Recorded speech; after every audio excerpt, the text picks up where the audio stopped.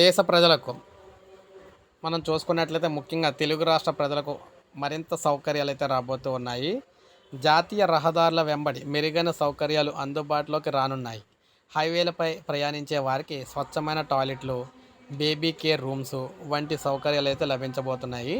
దీనికోసం ఉద్దేశించిన హంసఫర్ పాలసీని కేంద్ర మంత్రి నితిన్ గడ్కరీ ప్రారంభించారు.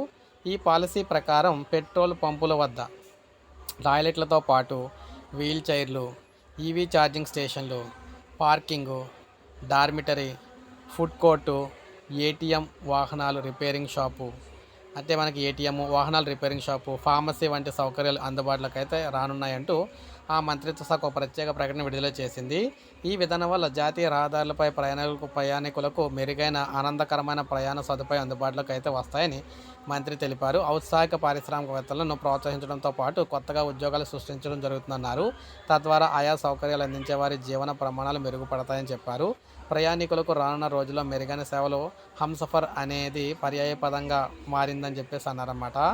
ప్రయాణికులతో పాటు డ్రైవర్లకు కూడా జాతీయ రహదారుల వెంబడి సేవలు అయితే లభిస్తాయని చెప్పేసి అన్నారు. ఈ విధంగా ఇదొక మంచి గుడ్ న్యూస్ అని చెప్పుకోవచ్చు. ఇక్కడ నుంచి రైలు మనకి ఎవరైతే రోడ్లు ప్రయాణాలు చేసేవారో వారందరికీ కూడా ఈ బెనిఫిట్స్ అయితే రాబోతున్నాయి అన్నమాట. ప్రత్యేక రూమ్స్, టాయిలెట్స్ అయితే ఏర్పాటు చేయబోతున్నారు ప్రయాణికుల కోసం. ఇది మనకు అప్డేట్. ఒక లైక్ చేయండి, సబ్స్క్రైబ్ చేసుకోవాలి, మన ఛానల్ సబ్స్క్రైబ్ చేసుకొని